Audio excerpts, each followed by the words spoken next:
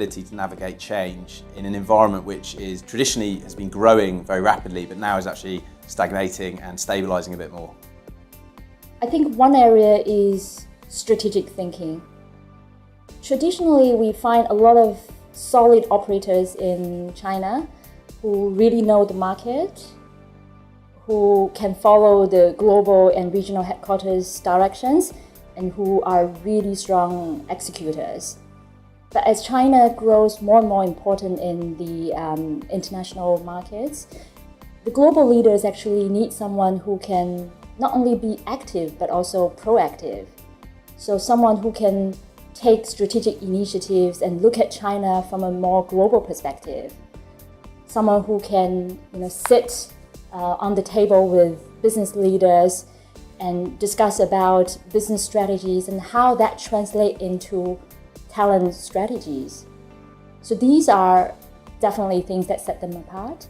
Another capability that sets them apart is being able to manage business needs in the different stages of the business cycle. There was a time when double-digit growth was a minimum expectation in China, so all you need to do is be there and capture the opportunities. But those days are gone.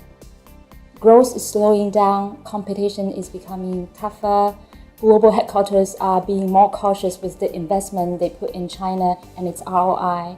So those leaders who can manage in a more challenging economic environment and support the business and the growth momentum with more creative talent strategies will really stand out.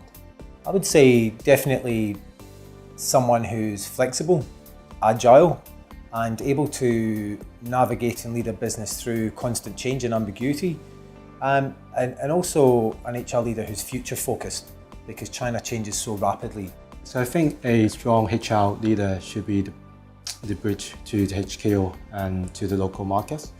And China market becomes more important these days. So I think ideally the HR leader should work in the US or in the HQ so that they can utilize their connections when they're back in China.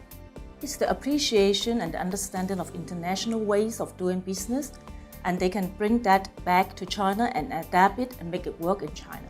I think for an HR leader to wade through such a complex employment environment, he or she needs to be able to have both the competency and the composure to manage these valuable assets.